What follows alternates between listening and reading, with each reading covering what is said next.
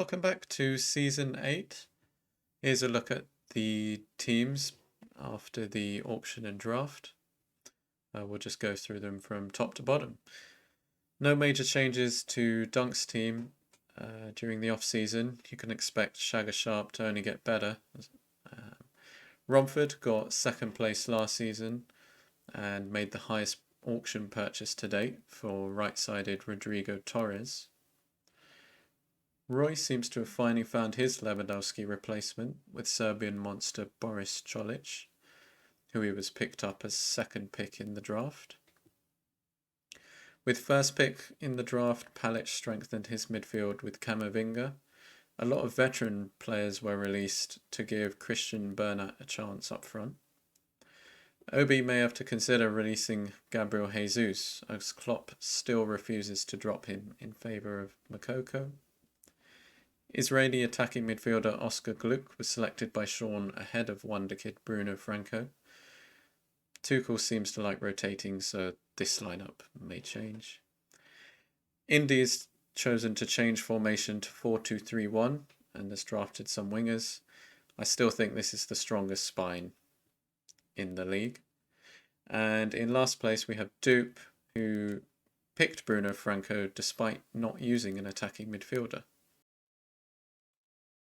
Right, so let's have a look at the league table after the first round of fixtures. We can see that Sean has made a great start with only one draw and one loss in his first 7 games. Overall leader Dunk is equal last place with 2. We take a look at the table in more detail. We can see that Romford has the best defence so far. Sean's only loss came 4-1 to Indy's team, but they've won their last 4 games. Right, and as we look at the fixtures, we can see that 4-1 defeat was actually in the first round of fixtures, so Sean's now gone 6 games undefeated. In the next round, it looks like Boris Colic got his first goal for Roy. At the top, we can see that Dunk came back from a 2-0 deficit to draw against Romford. These are the 2 teams at the top of the overall points standing. Lukaku was a surprise starter for Sean against Obi, managed to get 2 goals in a man of the match appearance. He is now 36 years old, but still able to be effective. Sean got a late winner against Dupe, although actually he was ahead already, and then there were 2 goals in the last minute, it seems. And I think with the final fixture of this round, we can see that Sean just edged out a 1-0 victory over Dunk.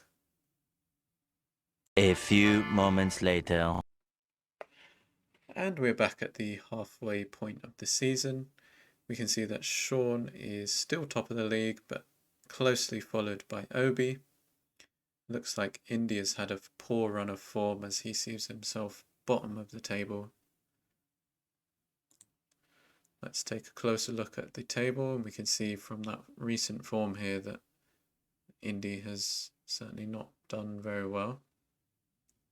His only victory coming against Romford, surprisingly. Let's also just switch over to the XG to see if there's any major differences here. Looks like Romford can count themselves slightly unlucky, as we expect them to be first based on the expected points here. So let's have a look at the fixtures which got us to this point. You see that Palic managed a draw against Sean in the first game. De Ligt managed to get a last-minute winner for Obi against Dupe there.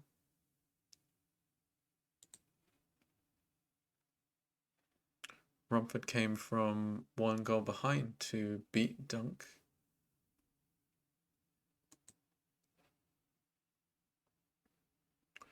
Duke managed to get a last-minute winner against Roy, as top of the table Sean and Obi drew.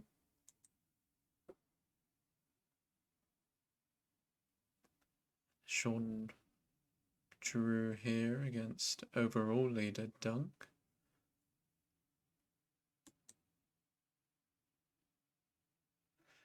There were 7 goals in the first half of the match between Obi and Dunk here. Palic managed to get a win against Indy.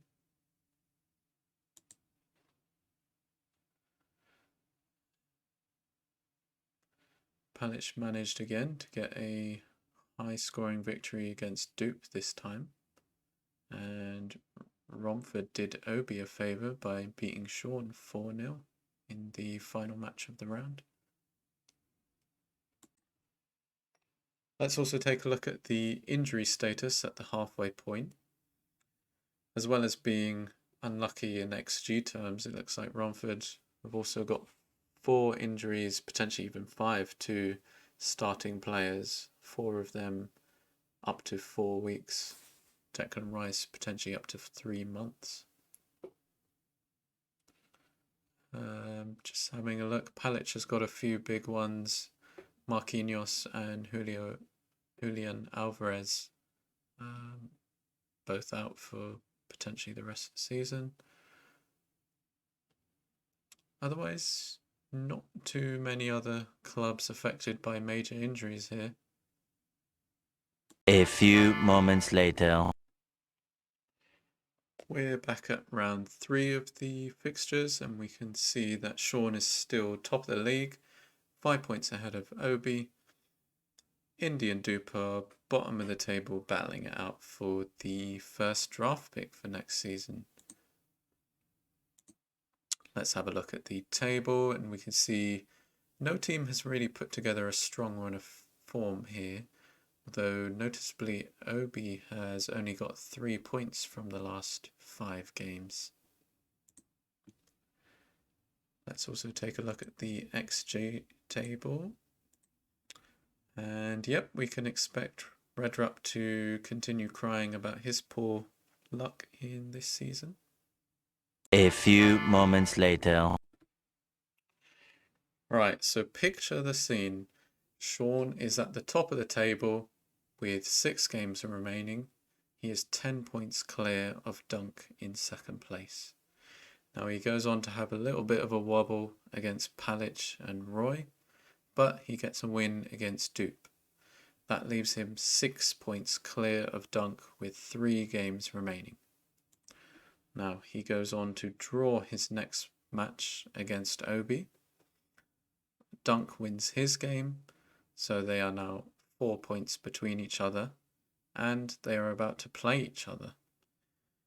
Dunk then goes on to slap Sean 6-1, Shagger Sharp getting a hat-trick, but the title is still in Sean's hands, 1 point ahead of Dunk. However, Romford does his rivals a big favour, getting a win against Sean, and on the other end, Dunk only got a draw. So a draw would have been enough for Sean to win the title. But as it is, Dunk gets his second league win of the game. Let's also take a look at the other teams in the league. So Roy was actually ending the season in the best form with 5 wins in a row. Dupe only managed to get 1 win in his last 5. And also we've spoken already about Sean's poor end to the season. Now, just for Romford, let's take a look at the XG table. There you go. Shagger Sharp ended the season as the top goal scorer. Interestingly, Christian Bernat actually had the higher XG. And we can see shockingly that Haaland had 17 XG, but only ended with 13 goals. Mbappe had the most assists and the highest average rating. Boris Čolić actually had the most number of Player of the Match awards. And at the bottom here, we can see some of the defensive stats. So after Season 8, this is how the points table looks like. Dunk is still looking strong at the top of the table, closely followed by Romford, Roy and Palic.